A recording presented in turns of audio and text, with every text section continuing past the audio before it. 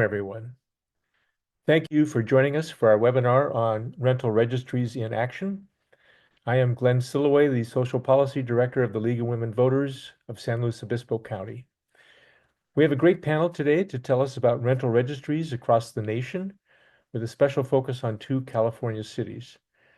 As many of you know, the city of San Luis Obispo is in the process of researching renter protection policies that the city might adopt in the near future. One of those is a rental registry. For your calendar, the city is planning an in-depth study session in late February to look at rental registries in particulars for the city. You can check their website out to get the exact time and place. I think it's going to be 5:30 on the 26th, but I can't swear to that. I want you to check it out and make sure you get there. It's your chance to use what you learned today to ask a question or to contribute. A couple housekeeping things. We're recording this event. Our communications team will upload it to our website and to our YouTube channel in the next 2 or 3 days. That YouTube channel is League of Women Voters of San Luis Obispo County. You can find other good things there too. We do not enable chat during webinars, but you can submit a question. The Q&A will be available at any time. Put your question up. We will look at them. We will try to answer the questions we think are most on point or have not been already answered in some other way. We may not get to them all. We will try our best to do the important things to give you the information they elicit. We are scheduled for 1 hour. That's our typical lunch with the league window, but we typically also go on if we have questions and if there are people who are raising their hand to ask them or have posted them. At 1 hour and 20 minutes, we'll have a hard stop no matter what. And at that point, we'll be leaving our closing slide up on the screen for you to collect some information. So now I would like to introduce our first panelists. We have Claudia Aiken and Jess Wunsch from the new research partnership at NYU Furman Center and the Housing Solutions Lab.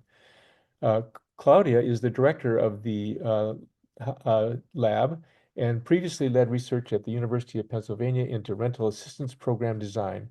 As the director of Housing Solutions Lab, she has led and managed a research scan of rental registry programs nationwide. That was in 2024.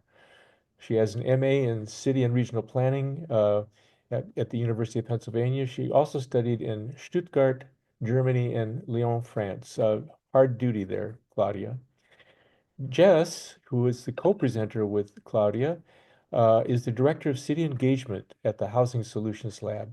She develops technical assistance and peer learning programs for their municipal leaders across the nation. In this area, the lab is focused on small to medium-sized cities where she has been a hands-on consultant to these cities. She was in this role with the lab when the research into the rental registries occurred. Jess holds graduate degrees in public policy and urban planning from the University of Michigan. And now I'm going to turn off my video, go away, and you can watch Jess and Claudia tell us about. I've got to find my. All right. Thank you so much, Glenn, and everyone for having us. I'm really excited to be here with my colleague Jess and even more excited for the discussion to follow. One quick correction to my intro. I am not the director of the Housing Solutions Lab. I only direct our research partnership work. So with that, I'm going to set up some screen sharing here. If you'll give me just a moment to get our slides on the screen.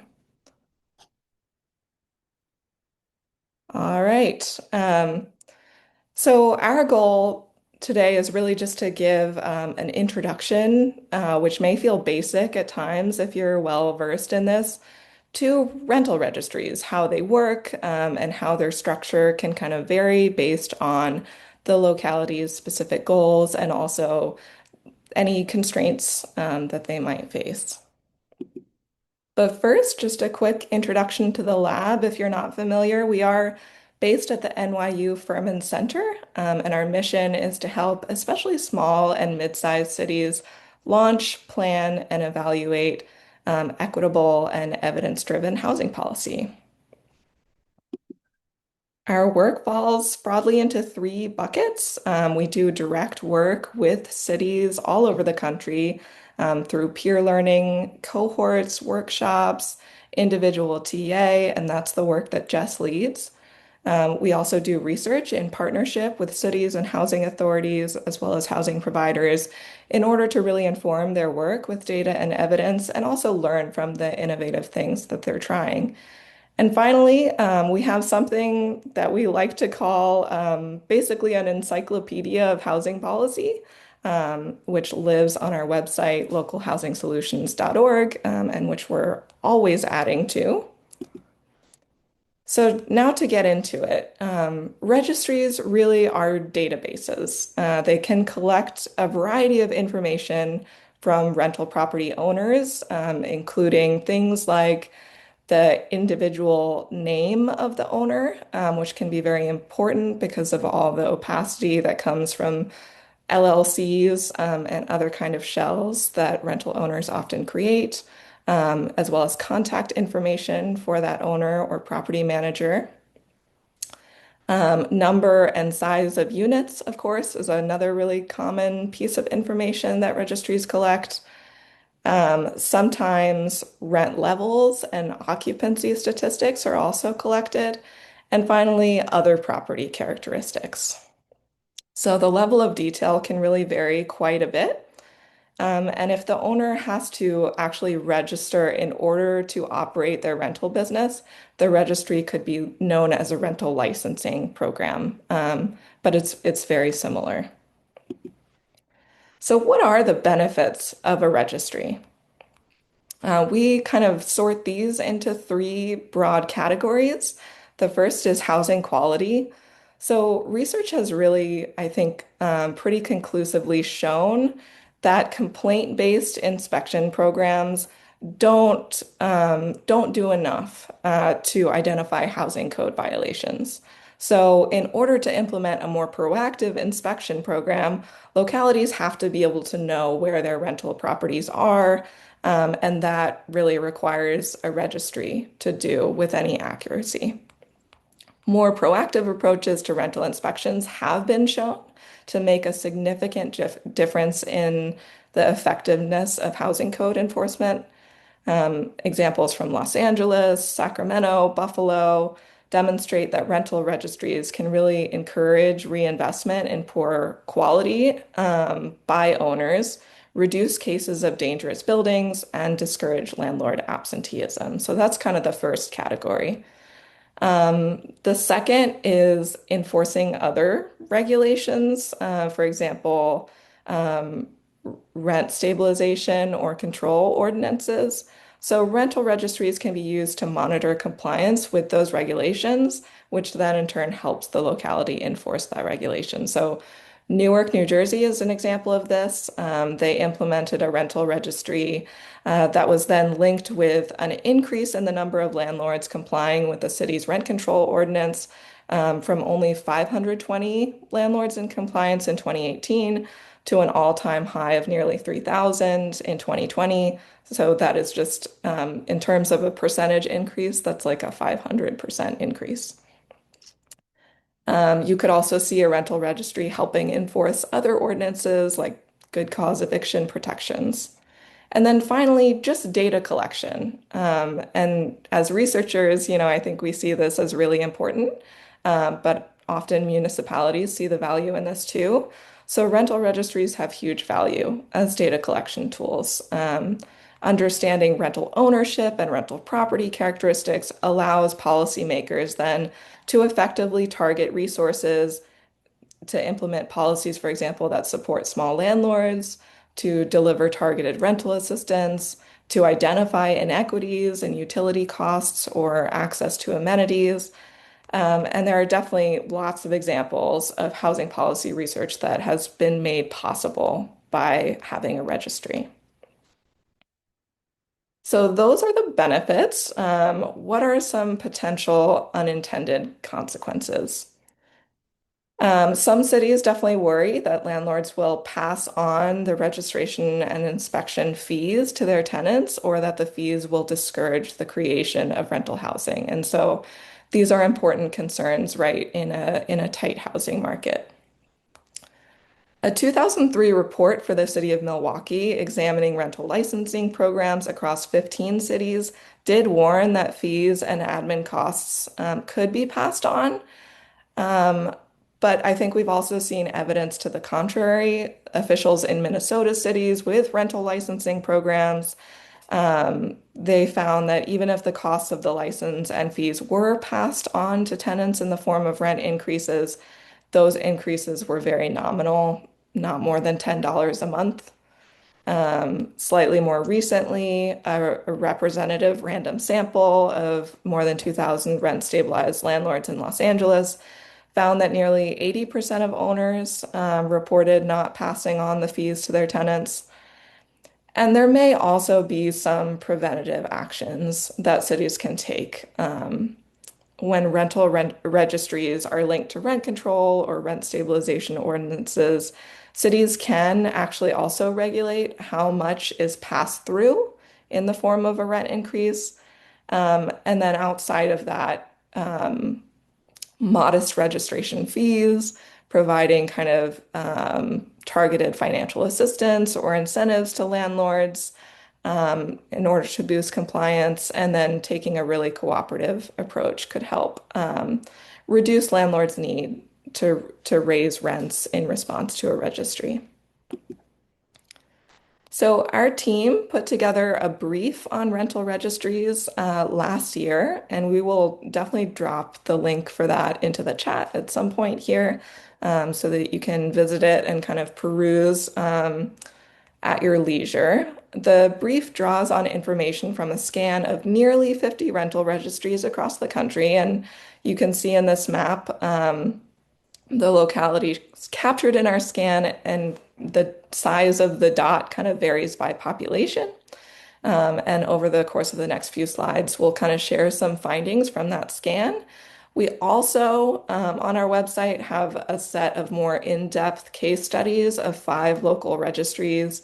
And those are in Portland, Maine, Cedar Rapids, Jersey City, Oakland, and Concord, California.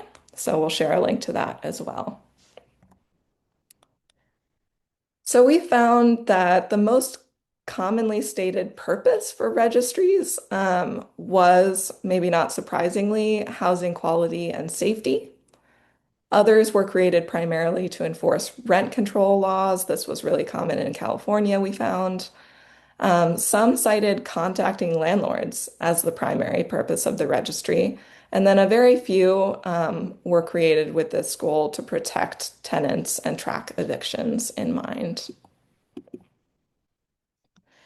So now I'm going to dig into these in a little more depth, these key features of rental registries, including coverage, information they collect, and fees and fines. So coverage definitely varied, but the majority of ordinances in our scan really require all non-owner occupied rental units in the municipality to be registered. Some registries are a little more targeted, like the one in Los Angeles, that, it's really focused on rent regulation, so it only collects information from rent stabilized apartments. Then registries in Fort Knox and Houston, Texas, we found were focused only on larger rental properties. So they made registration mandatory for properties with at least 3 units.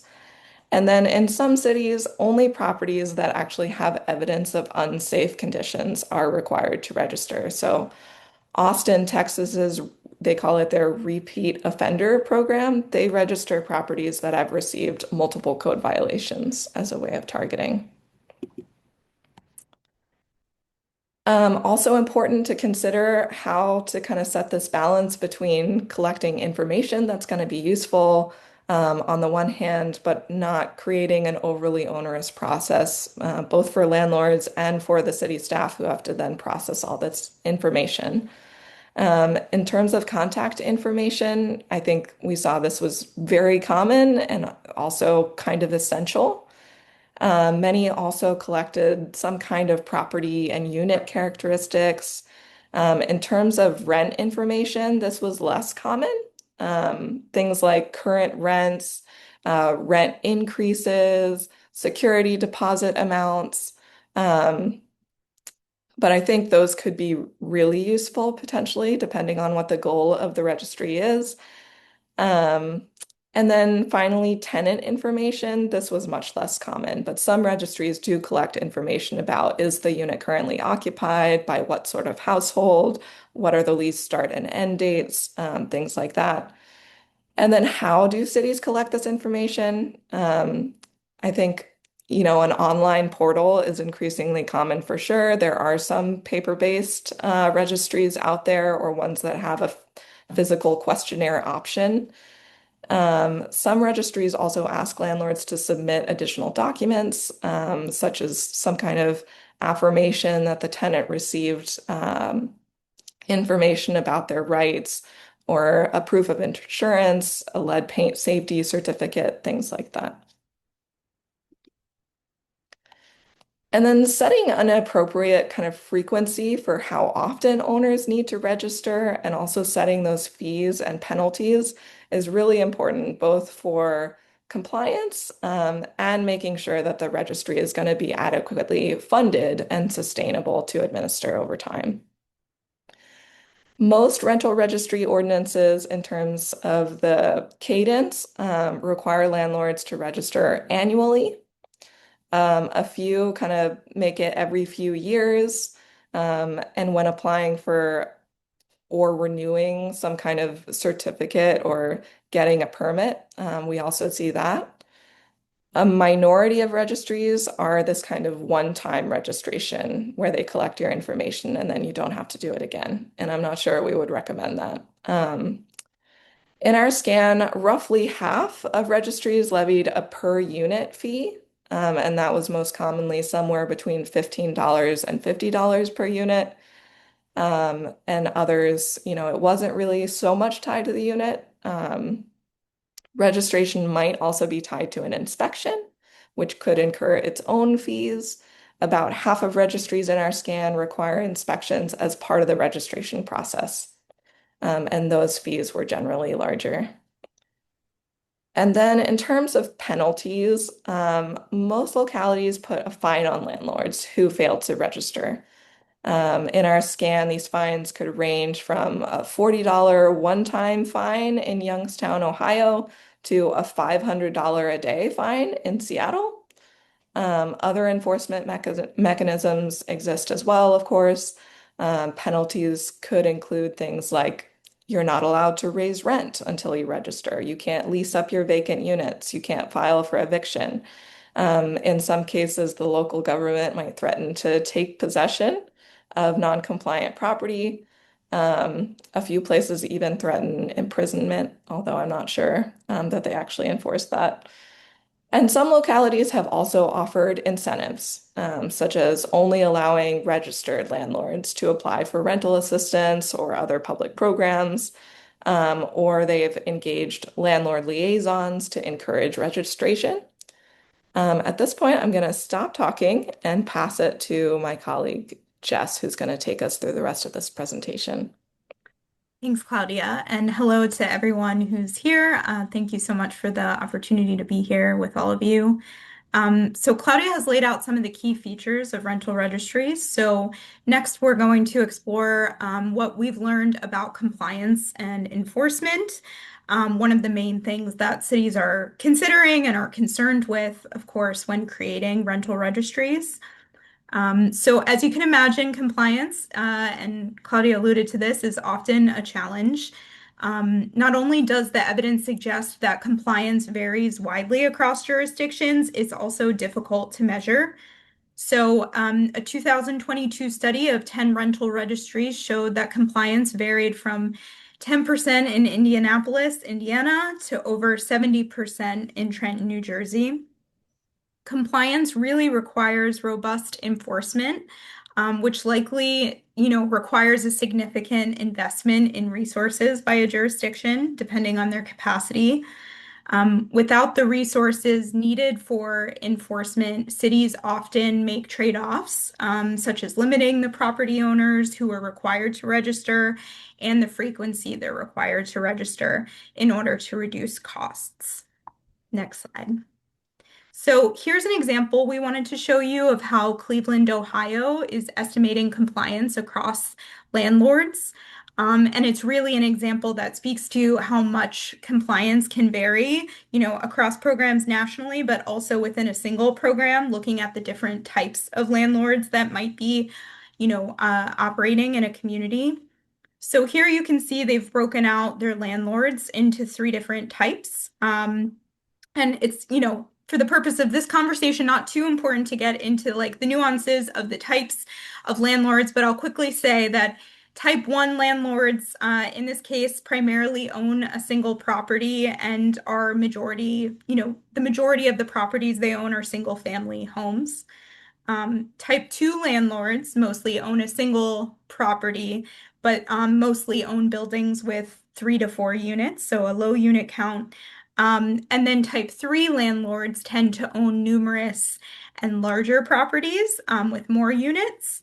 So ultimately, you can see the red kind of squiggly area that's circling is the takeaway, about compliance here, and that there's quite a bit of variation in compliance with the registry across these three types of landlords that the Cleveland folks identified. And the highest compliance is among those landlords with more and larger properties, which may or may not be surprising to some folks. Next slide. Um, Cities can use various strategies to increase property owner compliance, and Claudia mentioned some of these as well. So offering incentives like requiring registration in order to file evictions or receive rental assistance. So we've seen that in some places. Cities have sent very carefully crafted mailers to landlords, and I'm going to show you an example of one as well. Creating a citizen reporting system where residents can go in and anonymously even submit reports, to the city. And then also, cities have, analyzed existing administrative data that they might have to identify properties that are likely to be rentals and doing very targeted outreach to those folks, or as Claudia mentioned earlier, identifying those with very severe code enforcement issues and using those landlords to target outreach as well. Next slide. So here's an example out of Newark, New Jersey that we wanted to share. Their Office of Rent Control found that sending landlords a very carefully crafted mailer encouraged them to register. It cited a very clear deadline and consequences for failing to meet the deadline, and they found that it increased the likelihood of doing so by more than 20 times and resulted in the registration of over 1,900 properties in 2 months. So this is just an example for you to see. There's a very clear call to action and deadline, as I said. There's very, conscious language that they're using. There's access to instructions or getting in touch with someone at the city. And then it, looks official as being a message from an official messenger. I also wanted to share a little bit about what we've learned from all of these, from the scans and conversations we've had with cities who are already operating registries or who are considering, and drafting legislation around them. Next slide. Obviously, as we've been talking about this whole time, the costs are important and can be really, it can be really expensive to stand up a registry. In the longer term, many cities aim to set their registration fees or penalties at a level so that they're able to cover the cost of staffing, software, and other costs that might be involved with processing the information, doing enforcement, that kind of thing. At the same time, costs vary widely depending on whether the registry includes all or only some kinds of properties, the frequency that, folks or landlords are required to register, what kind of software they're using, and how much they're putting into landlord identification and outreach, as well as auditing. Amazingly, some cities are still using paper-based systems. So we recently had some conversations with folks in New York City, and they are using paper-based registration systems for their property information system. So some folks are starting from, very little and putting kind of little investment into this process. There are companies such as those listed here that do have out-of-the-box models that they sell to cities, and many of the cities that we've spoken with or learned about through our scan are using these types of programs. One of which I'm going to share as well. And then cities also need to be considering how to best make registration accessible to landlords and transparent to residents. So, um, the mailer strategy is one of the ways that they're doing that. There's also several communities through using these software tools that have an online portal that is accessible.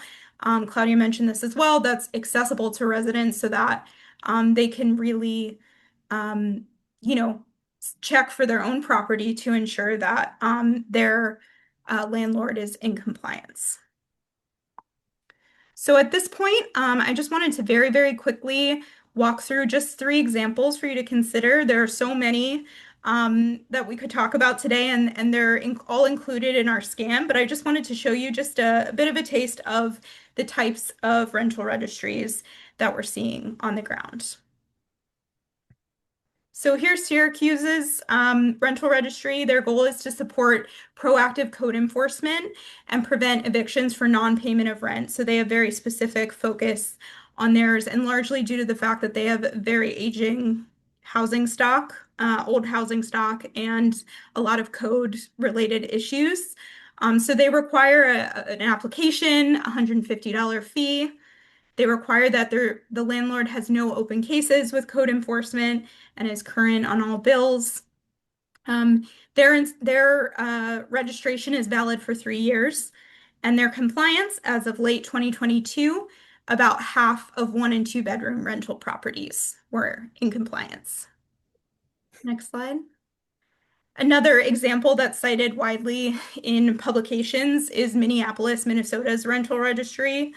Their primary goal has been to increase communication between city and landlords, build that relationship. And they do it in a very collaborative way where they're trying to support small landlords. So here are their requirements that you can see. They have a fee. The fee increases based on the number of units.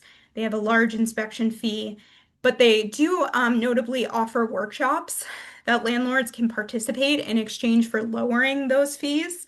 And for folks that have no violations or fewer violations, you're able to re-register your property less frequently than those who do have more violations. And they've found notably that their compliance is over 90% in terms of those who are landlords who are registering. And then lastly, I've included one California example, Concord, and their goal has been to identify discrimination, unfair rental practices, and track rental trends and evictions.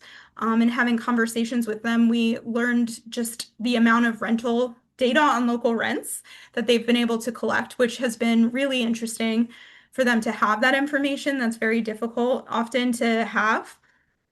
Their registration process is pretty low in cost and is submitted annually.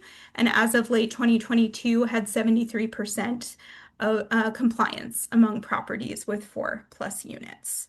So that is a little bit of, the variety of registries and the reasons why folks, are passing them, putting them in place. And so we were excited to share this information with you, and I'm going to pass it back to Glenn, to continue here. Thank you. Great.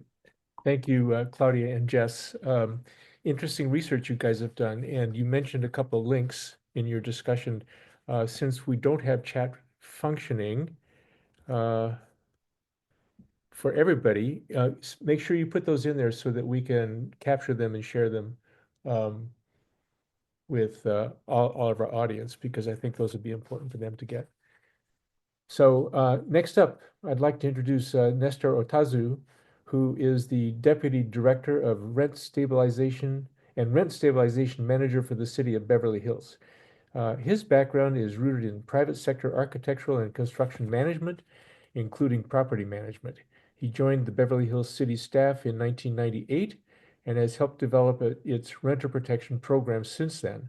Further development of its annual rental registry and the incorporation of a multifamily housing inspection program are current emphases. So, Nestor, thanks for joining us. I'm going to go away and we'll hear what you have to say. Thanks. Thank you, Glenn, and good afternoon to all. I apologize for the awkward camera angle. My computer just went black, and so I'm running this through my phone. So I'm hoping that you can hear and see me well. First of all, thank you for having me here. I'm excited to be here. Glenn, thank you, and thank you to the league again for allowing us to present. This is the way I see it, a ground floor opportunity for cities that are preparing to go down this road to really research and collect information and learn from other jurisdictions. That's the benefit of today with the technologies that we have. It's very easy to reach out even across the country and hear what other cities are doing and the challenges and what works and what doesn't. So what I'd like to do today is basically frame my presentation in such a way to provide some context to the audience in terms of where the city has, Beverly Hills has been, and where we are today and where we're going. And then I can get into a little bit more detail about the rent registry. So I just like to start off with just brief history here with regard to when the rent stabilization ordinance was adopted. In our case, we were one of the first cities in this area, immediate area, to adopt an ordinance back in 1978. And it was a result of the vacancy rates and a lot of the higher rents that were going on. And so what we did is this was referred to as a rollback ordinance, which really limited rent increases substantially, actually froze them initially until a study can be performed, and then implemented a cap on what rent increases can be issued and how often those can occur. And that worked out very well in protecting tenants, in allowing them to remain in their housing. Within a decade later, a little short of a decade later, the city came back and actually expanded its ordinance to include another subset of tenants. This ordinance is known, or was known at the time, as the luxury unit ordinance, really applied to units that were of a higher caliber in rent, more on the luxury side, if you will. The city experienced similar challenges with tenancies back then. And what they decided to do was actually limit the amount of rent increase that can be also given to those tenants at the time. Now, that limit was different than, excuse me, the first subset of tenants. So that limit in the actual luxury unit ordinance was capped at 10% annually. So there's a substantial difference as compared to the first subset of tenants, which was based on the consumer price index, which usually revolves somewhere around 3% or so. And that was effective for the community, and again helped deal with a lot of the tenancies in terms of allowing them to remain in the unit, not be priced out. What followed was interesting in that in the next 4 years, there weren't any changes to the rent control ordinances whatsoever. In 1990, there was a codification made to where the existing rent control ordinance was codified into what we refer to today as Title IV, Chapters 5 and 6, more commonly known as Chapter 5 tenants and Chapter 6 tenants, respectively, going back to reference with the luxury units and the original subset of tenants. And we left it off there in 1990. Believe it or not, for the next 27 or so years, there were effectively no changes made to the rent stabilization ordinance, with exception of clarifying language in certain situations, which were non-substantive, really.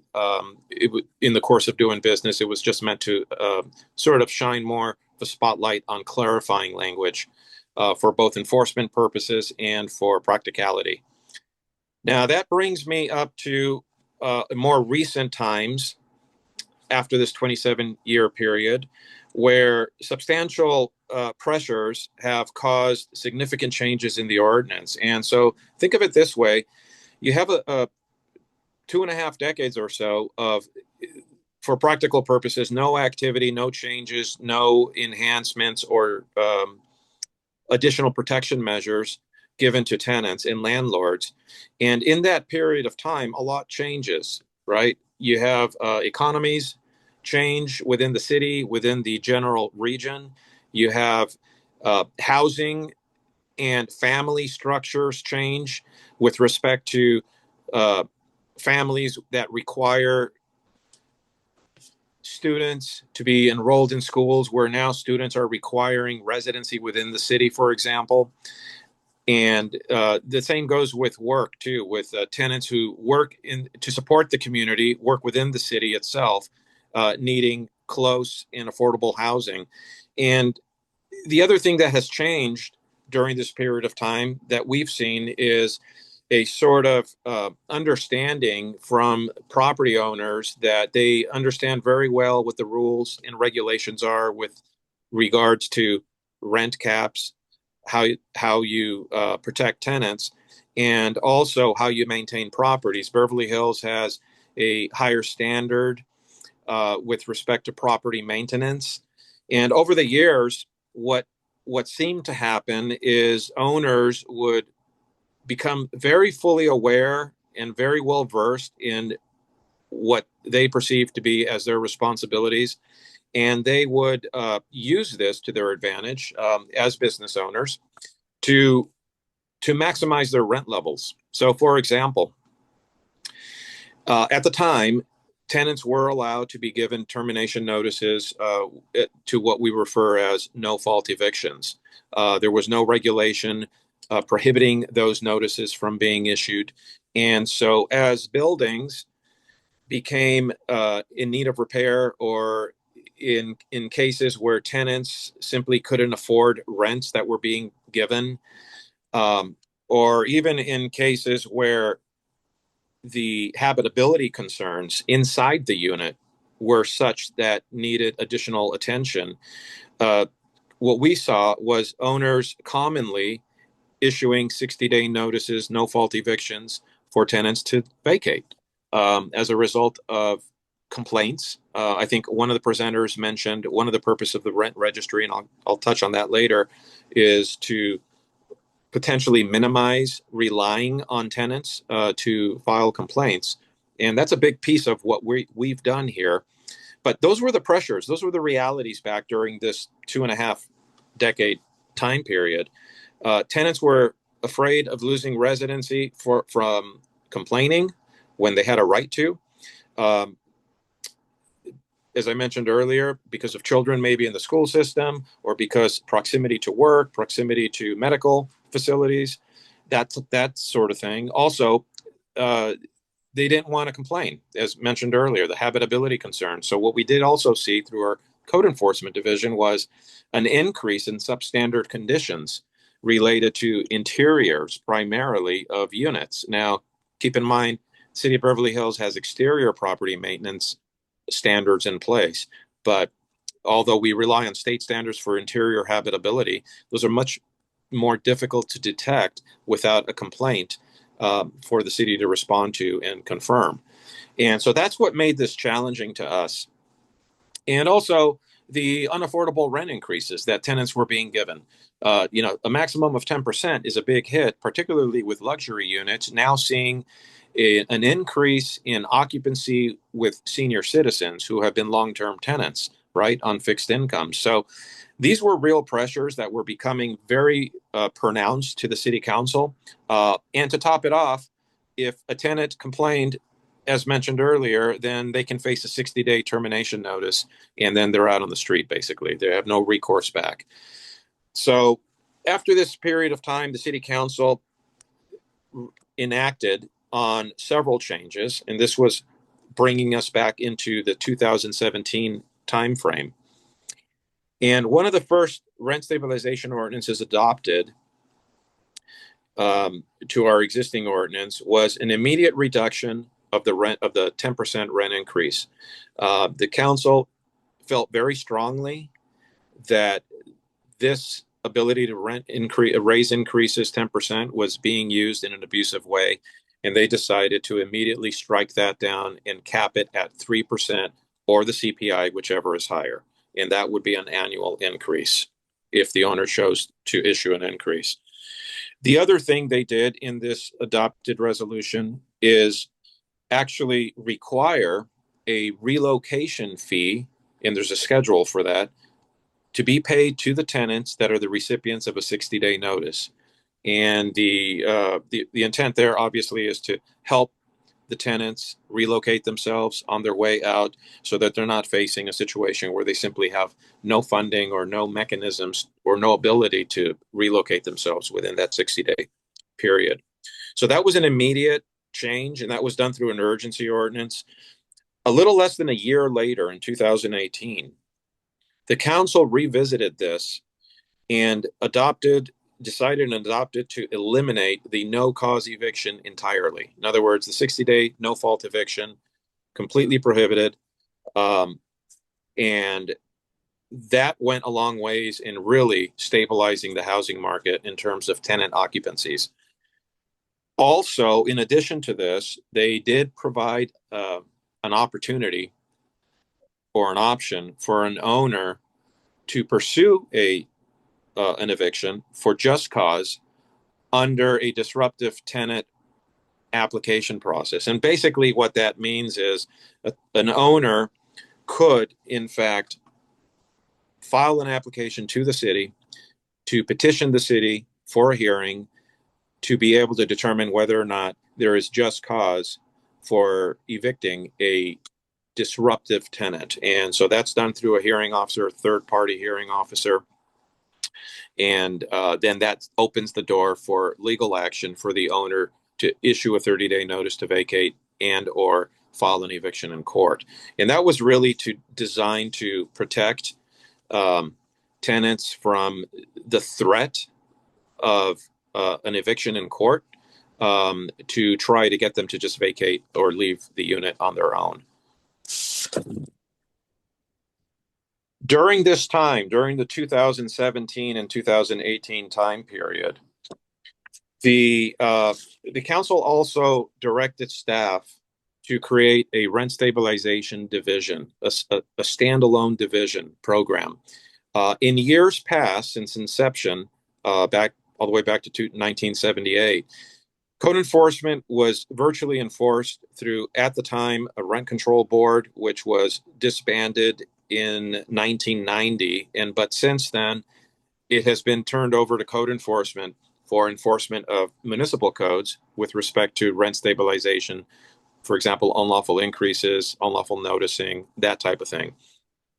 The council felt at the time, during this 2017-2018 period, that it was important that the city dedicate a program that is solely focused on all things rent stabilization and tenant protection, as well as providing landlord clarification and guidance to ensure that both community members, landlords and tenants, can clearly understand the regulations and clearly understand what the protections and guidelines are. So that was established back during that time. And also there was an alternate direction, or an additional direction given to begin looking into creating a rent registry. And this hinges on what was stated just a little bit earlier in terms of the purpose of the rent registry. Council felt very strongly that it was time for the city to really understand what the demographics are with respect to the buildings, the actual housing stock, and the occupants, and additionally, what the needs are in the community from both landlords and tenants. And so they felt that initiating a rent registry would be a good start in capturing the building housing stock demographic as well as the occupancy demographic, and also tracking the rent increases and all of the changes in occupancy over time moving forward. So the city ramped out and met with several third-party service providers, and ultimately began to construct and implement a rent registry, which went into effect in the early part of 2018.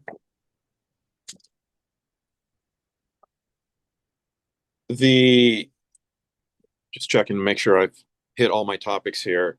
The city council also directed staff during this time to, similar to what is going on with San Luis Obispo, I believe, is to reach out to the community, hold a series of town hall meetings, and really understand from the community, both tenants and landlords, what the concerns are, where the areas of friction are between both entities, and come up with a list of recommendations on the topics that the city council should further study.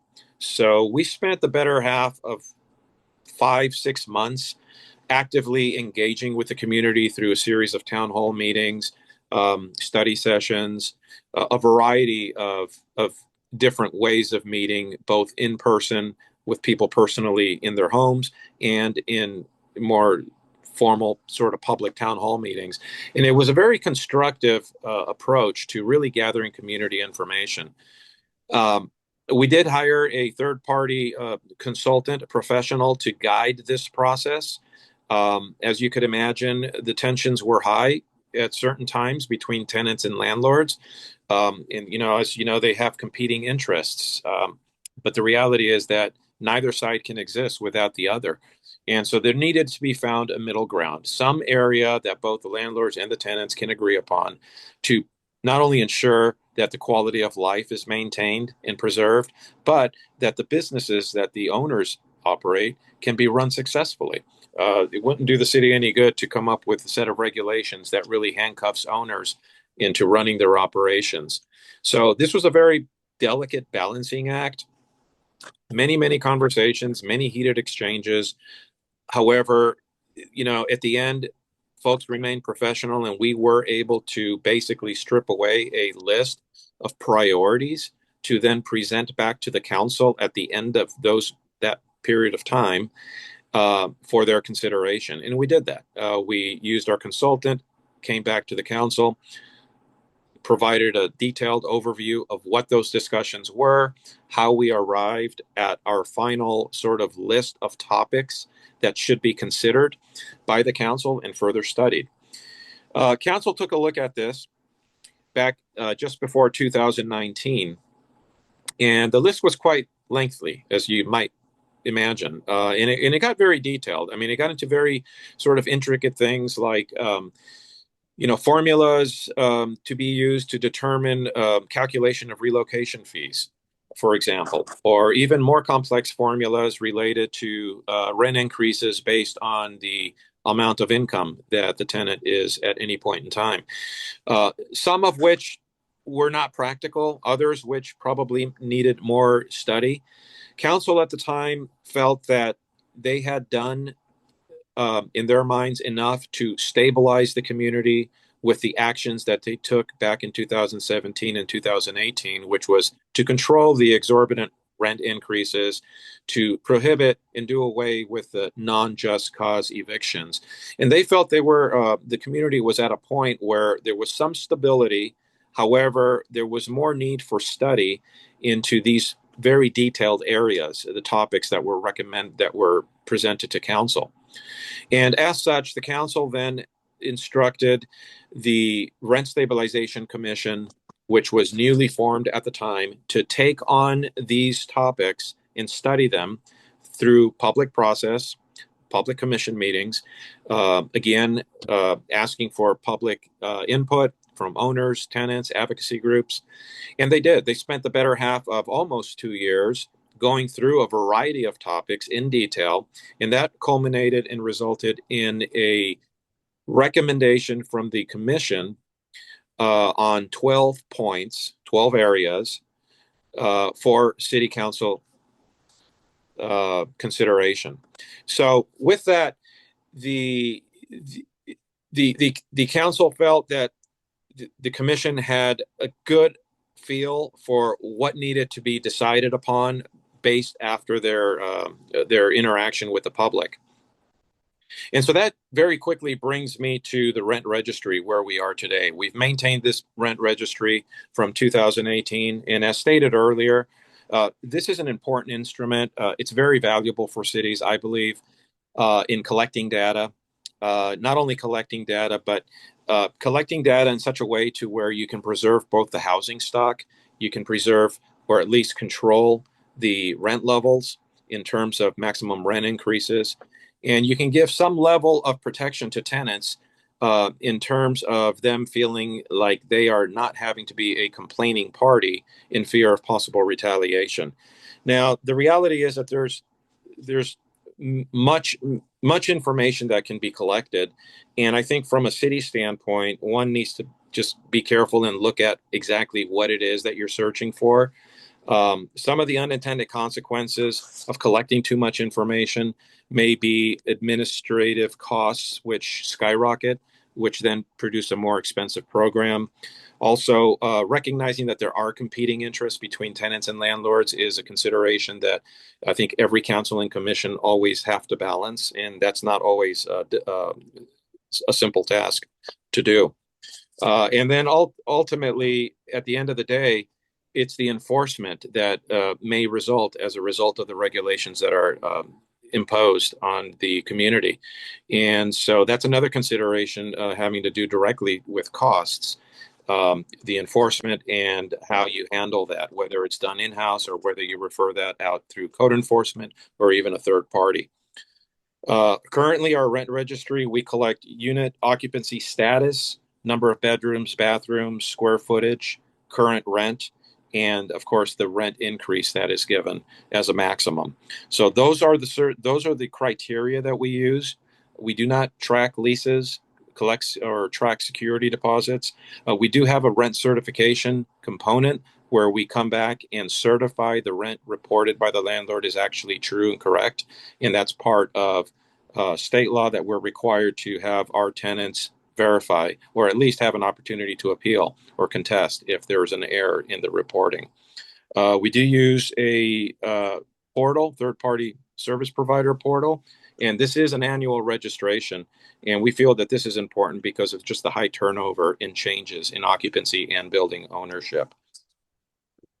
I'll leave it at that, and I'd be happy to answer any other questions. I can get into more details depending on the type of questions that we get. I thank you, and I'll turn it over to Glenn. Thank you, Nestor. It sounds like you were doing all of this before the Tenant Protection Action was passed, so I'm curious about what got you onto that so quickly. So say goodbye to you, and we'd like to move on now to Tyler Williamson. Tyler, you can turn your video on. And here we go. Hi, Tyler. Tyler Williamson is the mayor of the city of Monterey. He was elected to the city council in 2018. He was been mayor and elected again in 2022 and then again in 2024. So he's led the effort of the city during this time to formulate and implement a rental registry program, which it accomplished effective January 1, 2024 as the Rental Inventory Program via ordinance number 3671. You can look it up. The program features online tutorials for landlords, and the online rental unit registration system. His MBA is from the Naval Postgraduate School. And Tyler, thank you very much, and take over. Thank you, Glenn, and thank you to League of Women Voters of San Luis Obispo for hosting this and inviting me to join everybody today. I'm going to try to make this relatively quick, just as an overview background in regards to what we did here in the city of Monterey. And I'm really just interested in diving into some of the questions and seeing if we can answer what you all want to hear. But just as a way of background, this really started back in 2019, 2020 timeframe. One of my colleagues and I requested a study session on the council regarding rental policies in general. And so we looked at a couple of things, including the rental registry, rent stabilization, and a rent board. And pretty much it didn't go anywhere from there. Given the council makeup at the time, the council wasn't really interested in pursuing it any further. The 2022 election changed things up a little bit on the city council. And so in 22, we had another study session specifically focused on the rental inventory program. And from there, council gave direction to staff to move forward with next steps, which included getting some feedback input from the public. So we hosted a town hall to solicit some feedback, and then later that year, we did the first reading, improved it at the second reading, and it was adopted in November of 2023. So the program was officially launched in January of 2024. And if I can back up here for a second and just describe what the nexus was for the city of Monterey to implement the program. And I appreciated the presentation earlier by Claudia and Jess, because it really helped, I think, frame what a rental inventory program is, why it's important to implement, and it really addressed why we did it in the city of Monterey. So it included the idea of collecting information, right? Knowledge is power. And to make data-based decisions, it's really hard to really understand the landscape if we don't have the data to support that. You can go to Zillow or Rent Cafe or any of these websites, and you can get a sense of what the average rent is. But that data is usually based off of the units that are posted or available on their sites. It doesn't include mom and pops, for an example, that might just be advertising a unit in a neighborhood and not really going online and using some of these websites, so that the data isn't fully accurate. And so having that data is extremely helpful towards us being able to make transparent decisions. A second reason is policy planning and equity. So really just if we are to look at other rental policies within the city, again, having that data would be helpful before making those decisions. So whether it be rent stabilization or otherwise, and there could be many things that come out of that, but let's have that data help support the city. And then the last piece is regulation and compliance. And I would offer that this is probably the most important one because, um, you know, when I canvass, when I am out in the community and I'm talking to people, residents in the city of Monterey, I hear from folks all the time in regards to the inadequacy of the living conditions of the units that they live in. I will point out a fact: around 66% of residents in the city of Monterey are renters. And so when we have a majority of our residents that um, are are potentially impacted by something that we're hearing about regularly from them, we felt it was important to make sure that we not only collect the data, but then move into a phase where we can follow up with enforcement. There is a concern there, though, of course. Everything comes at a cost. And I'm not talking about the cost of the rental inventory program. I'll get to that more in a second.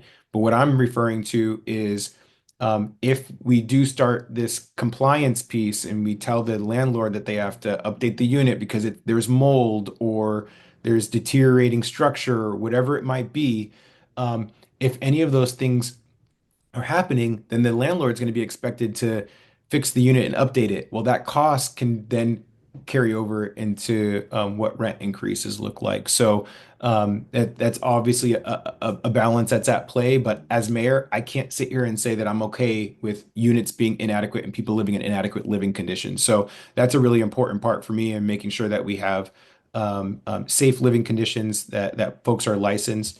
And actually, when we started the rental inventory program, one of the things that we found was that about half of rental complexes in the city of Monterey, so there was a requirement before the rental inventory program even got into place, where a property owner that had 10 or more units was required to get a business license, pay a business license fee.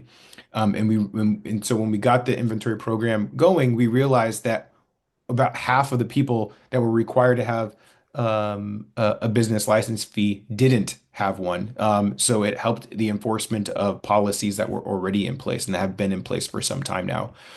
So that was the main driver. Or those were the main drivers.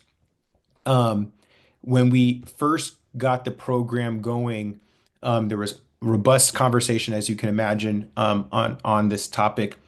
And what we did in the first phase, the first implementation, the first year was essentially create an exemption of participation in the program altogether for mom and pop. So we said three or less units. You didn't have to register. You didn't have to register and provide all the data. They were required to register for the exemption.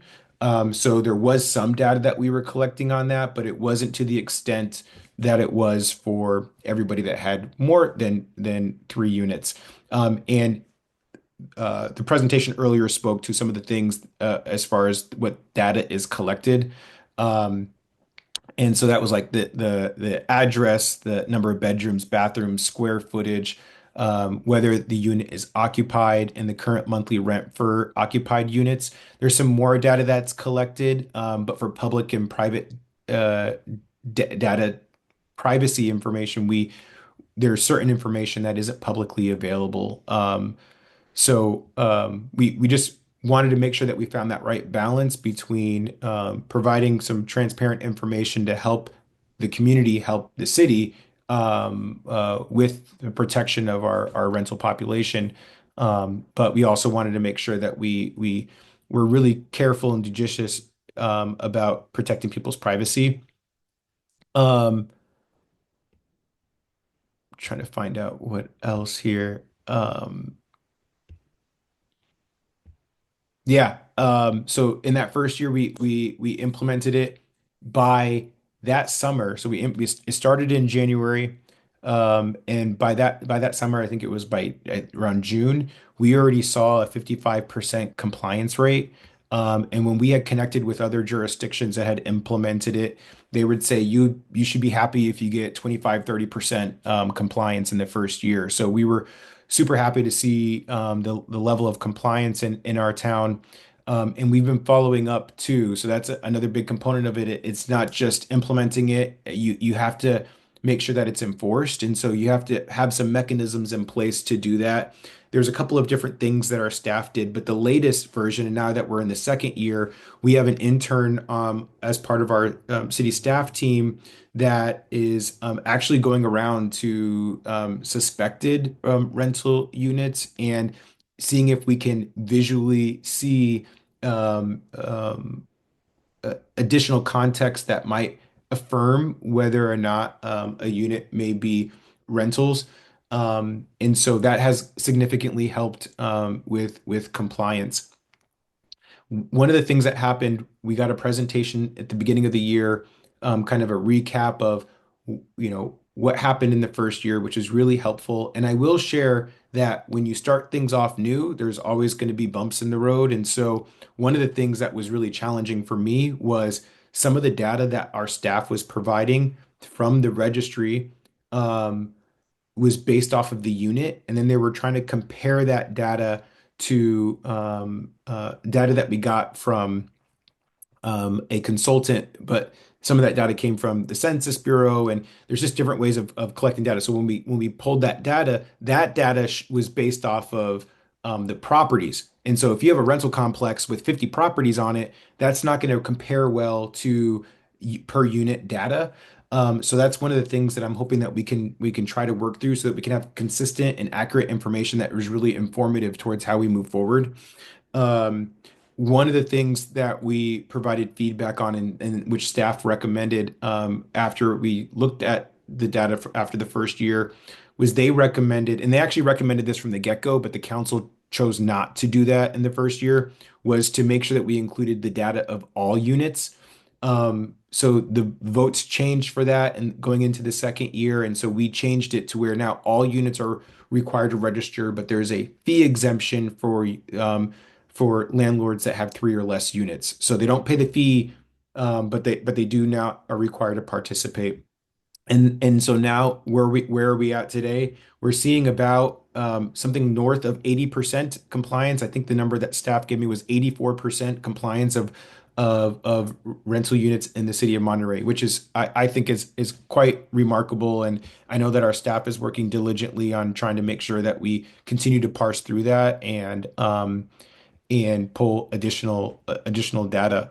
Um, I want to see if there's anything else for you now before I pause. Oh, the cost of the registry. So the fee is $50. It was $50 last year. We maintained that this year, and this comes out to be less than $5 a month.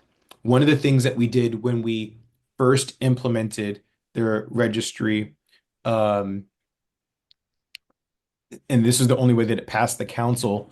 Um, there was a request from a colleague on the council to split the cost. So I know that Claudia was speaking about the pass-through earlier. So what we did was we said that the landlord would pay 50% and the tenant would pay 50%. And we got a lot of feedback from landlords that said, we're not going to increase the rent based off of this. Again, you're talking about $2 a month. It's really insignificant. And for those that did and used the excuse of the registry, if it was more than that amount, was obviously not doing the increase in good faith. So that created some tension in the community. Going into this year, one of the other recommendations that staff had for our program was to get rid of the pass-through. We did hear from landlords that said that they were going to pass through the cost to the full cost to the tenant. So that's obviously a concern for somebody that's low income that might be struggling to afford their rent and where it's at now.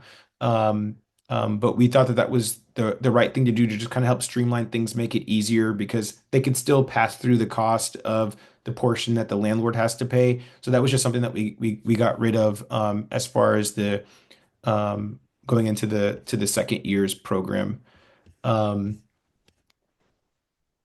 I think I will pause there. I'm really excited to see that there's some efforts in San Luis Obispo to consider this, and I'm excited to see what comes out of the data from this year because this will be the first year that we now have comparative data to base it off of what things looked like after the first year. So I love data. I love information. It helps keep us informed.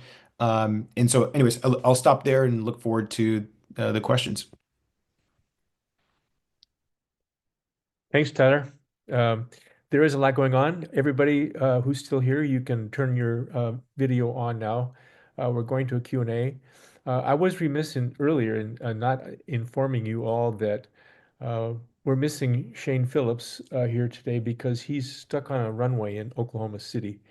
So uh, we're going to be missing him for this, but you've stimulated a lot of thoughts in people's minds, everyone. So for the Q&A, I will make sure that we try to answer some of these questions that are out here. We won't have time to get to them all, but at any point, if any of you on the panel have seen a question, I believe you can all see the questions. Is that correct? Yeah. So if you see a question that you think really is important to answer, make sure we do.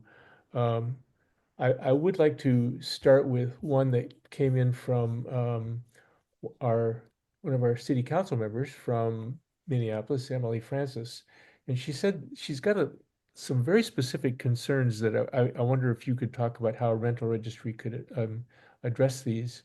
Rental housing safety, I think you've touched on that one. One is the vacancy rate we have here in San Luis Obispo is very tight, and the rental costs in single family homes here is very high, but it isn't covered by the Tenant Protection Act. So those of you from California, or for Claudia, for everyone, um, do you have any response to those kinds of questions? How can the rental registry help with those issues? Anybody take, yeah, I can speak to the housing component as it relates to the registry, and this is something that we are actually looking at right now currently. As mentioned earlier, the registry has the benefit of tracking the housing stock, and one of the challenges that we have in our city is an aging housing stock, and of course the maintenance and the habitability sort of issues that come through it. One of the things that we're proposing here, or exploring, I should say, it hasn't been proposed yet, is to actually require a housing safety checklist, an inspection checklist to be provided on a regular basis. So let me back up. We have a provision in our rent stabilization ordinance, and this was one of the clarifying sort of things that we did years ago, where we made it a requirement for owners to provide what we refer to as a tenant landlord handbook or a guide. And it's designed really to disclose specific information about living in Beverly Hills that maybe an absentee potential renter may not know, things such as parking requirements on the street if there is not on-site parking, what the allowable maximum rent increases may be, tenant protection measures that are in place by city ordinance, and then of course what the state resources are for them to seek legal counsel if they need advice and the like. One of the things that we are thinking of including in this handbook is an inspection checklist to ensure that prior to the tenant moving in, there is both a sign off from the landlord and from the tenant that certain items have been inspected by the owner, serviced and or inspected and cleared for proper operation. Things such as HVAC systems, the heating devices, the running water, fixtures, conditions, lighting, all of the things that are typical substandard, that can be a typical substandard complaint. We're looking at actually incorporating it in there. And while this is a one-time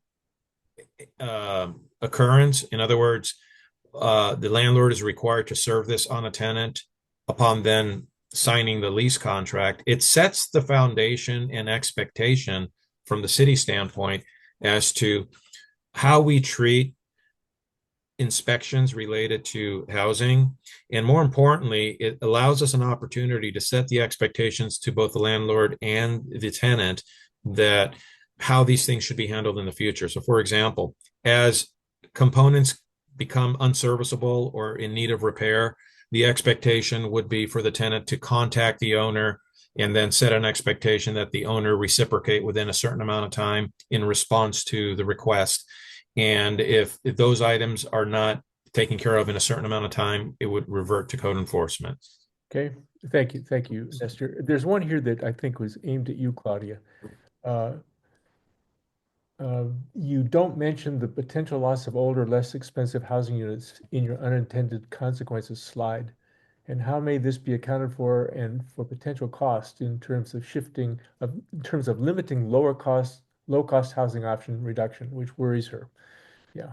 So, Yeah, I think this is related to your council person's question too, actually. I mean, at the lab, we really see rental registries as foundational for other policies. They help inform code enforcement, they help inform rent regulation. And so a registry in itself probably will not solve your really low vacancy or your housing quality issues, but it gives you the information you need in order to really be able to target solutions and design policy.